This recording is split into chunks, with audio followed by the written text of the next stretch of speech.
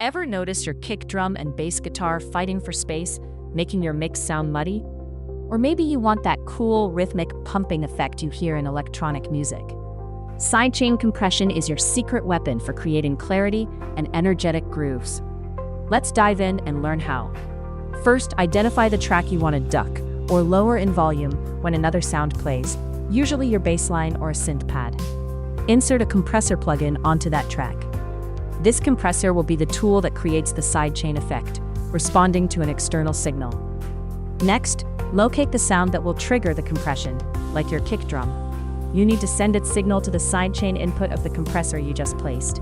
In most DAWs, this is done by selecting the kick drum track as the sidechain source within the compressor plugin itself, often labeled sidechain input or key input. Now, it's time to adjust the compressor's parameters.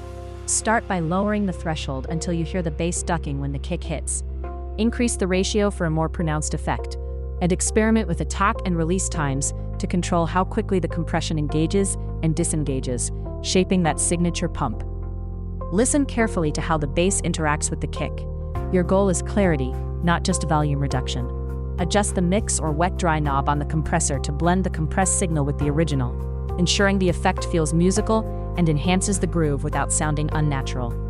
Pro tip: to prevent unwanted low-end rumble from triggering your sidechain, try adding a high-pass filter, HPF, directly to the sidechain input signal before it hits the compressor.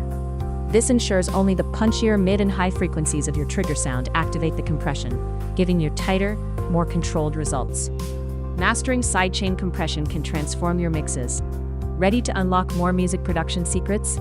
Your journey starts now.